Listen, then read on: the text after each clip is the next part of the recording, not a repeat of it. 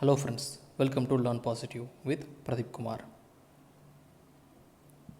If you are watching my channel, like, share, comment, subscribe, click the bell icon.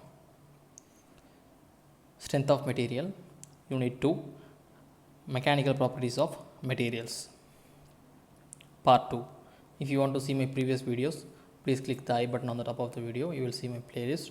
And if you want to see the other subjects, visit my channel and see all the playlist.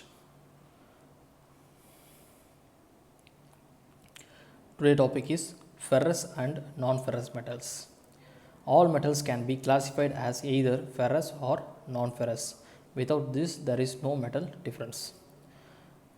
What is ferrous metal? There are metals which contains iron is known as the ferrous metal. They have a small amount of other metals also or other elements added to give the required property. All ferrous metals are magnetic and give little resistance to the corrosion. Non-ferrous metals. These metals didn't contain the iron, so they are not magnetic and are usually more resistant to corrosion than ferrous metal. Properties and uses of ferrous metal. Some of the ferrous metals are given below. Mild steel, so it gives good toughness, high tensile strength, ductility. It must be case hardened. It is used for grinding machines, plates, nut, bolt and general purposes. High speed steel can be hardened and temper can be brittle. Retain hardness at high temperature. It is used for lathe cutting tools. So high speed steel is the metal which have high hardness and also tempered one. It has more brittleness. If we are using for the lathe cutting machine, it will cut properly than any other metal. But if you giving more feed on the metal means, or more feed on the high speed steel means, it will break out due to the brittleness. Stainless steel, corrosion resistance. It is used for kitchen drain boards, pipes, clutches, aircrafts. So we know stainless steel. We have many components in stainless steel for kitchen items in our households, and also the pipe works, and it is used in the aircraft also. It is a corrosion resistance one. The corrosion didn't appear in this that much quickly. Then next one is high tensile steel. The property of high tensile steel is it is very strong and very tough. It is used for gears, shaft, engine parts. And the next one is high carbon steel. So the hardest of the carbon steel, less ductility, tough and malleable. So malleable means it can be made as a plate. It is used for chisels, hammers, drills, files, lathe tools, taps and dies. The next one is medium carbon steel. The property of medium carbon steel is stronger and harder than the mild steels, less ductile, toughness and malleable. So it cannot be made as a plate. It is used for metal ropes, wires, garden tools, springs. Cast iron. It is the property of hard, brittle, strong, cheap and self-lubricating. It is used for cylinder blocks, visors, machine tool parts, brake drums, gear wheels, plumbing fittings. And the property and uses of non-ferrous metal. Some of the non-ferrous metals are given below. One is aluminium. It is so soft, malleable, conductive to heat and electricity, corrosion resistance. It is used for aircraft, boats, window frames, pistons and cranes. The next metal is copper. So copper has the property of toughness, ductility, high electricity conductor, corrosion resistance. It is used for electric wire, cables, printed circuit boards and roofs. The another metal is brass. harder than copper, good electrical conductor. Property. It is used for casting, ornaments, walls, forgings. The next one is lead. Lead has the property of heaviest common metal. It is a heaviest common metal. It soft, malleable, brittle and shiny. Resistance to corrosion. It is used for painting, roof covering, flashing.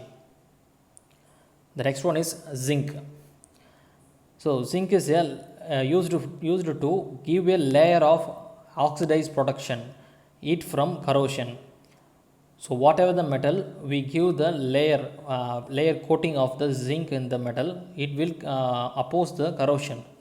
So blush white easily worked. It is used for making brass, coating for steel, galvanized corrugated iron roofing, tanks, buckets, rust proof paints. The next one is tin. White and soft, corrosion resistance. It is the property of tin and it is used for tin plate, making bronze. Next topic we are going to see is alloy elements and their effects. A alloy is a mixture of two or more elements when a material is needed which requires certain properties and does not exist in pure metal. We combine it for the metals. For example, an alloy steel is the type of steel to which one or more alloying elements have been added to give it special property that cannot be obtained in carbon steels. The important alloying elements and their effects in steel are listed below. So when steel is mixed with aluminum, we get increasing of toughness and act as a oxidizer of the steel. Next, we mixed the stainless steel with boron. It increased the hardenability without decreasing ductility. When we are adding calcium with steel, it provides better machinability than aluminum or silicon. It improves the toughness. When we use carbon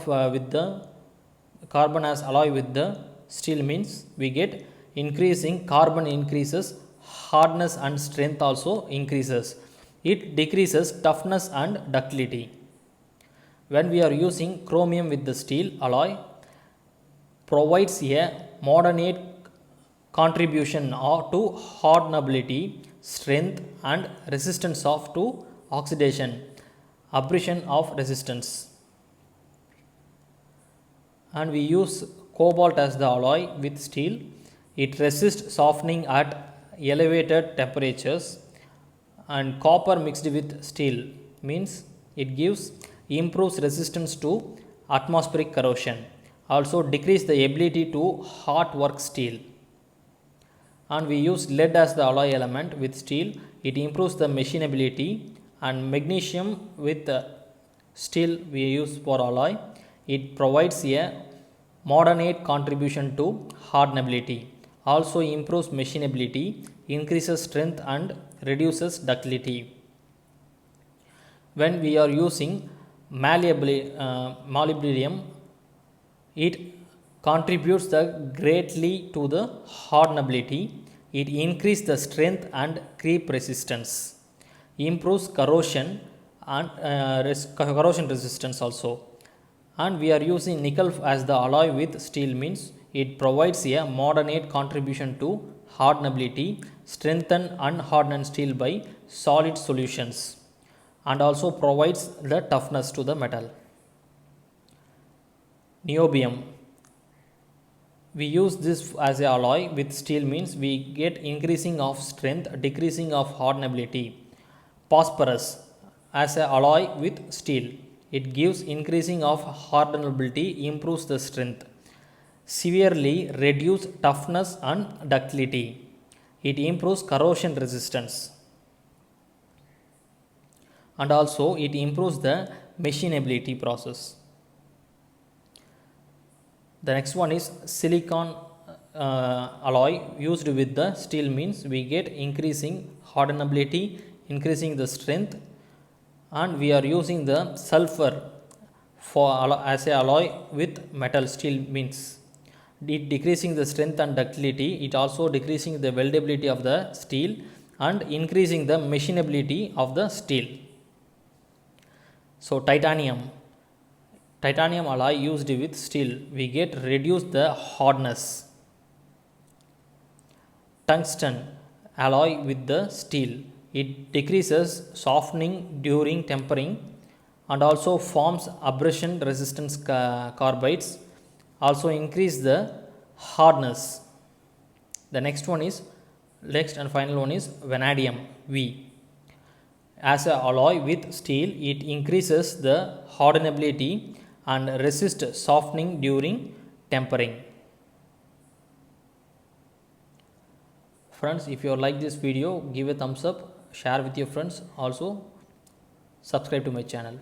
Thank you.